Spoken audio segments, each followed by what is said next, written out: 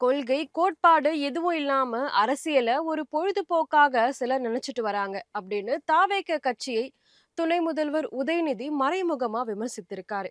தஞ்சாவூர் மாவட்டம் செங்கிப்பட்டியில் நடைபெற்ற திமுக இளைஞரணி கூட்டத்தில் கலந்து கொண்டு பேசிய துணை முதல்வர் உதயநிதி, தமிழகத்துல திமுக இளைஞர் அணியில 5 லட்சம் பேர் நிர்வாகிகளா நியமிக்கப்பட்டிருக்காங்க அப்படின்னு அவர் கூறினாரு. யாருக்கும் எந்த பயனுமே இல்லாம கொள்கை, லட்சியம், கோட்பாடு எதுவுமே இல்லாமலும் தெரியாமலும் ஒரு கோஷ்டியினர் சுற்றிக்கிட்டு இருக்காங்க. அவர்கள் அரசியல ஒரு பொழுதுபோக்கா நினைச்சுக்கிட்டு இருக்காங்க அப்படின்னு தாவேகாவ மறைமுகமா விமர்சித்திருக்காரு.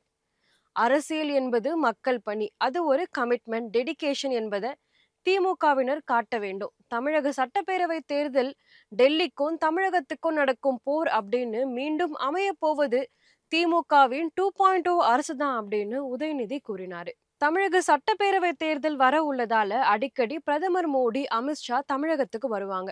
ஆனா தமிழகத்துக்கு தேவையான நிதி மட்டும் வராது அப்படின்னு விமர்சித்திருந்தாரு. வட மாநிலங்கள்ல மோடி, அமித்ஷாவின் வியூகங்கள் எடுபடலாம். ஆனா தமிழகத்துல ஒருபோது எடுபடாது அப்படின்னு உதயநிதி ஸ்டாலின் அவர்கள் கூறியிருக்காரு.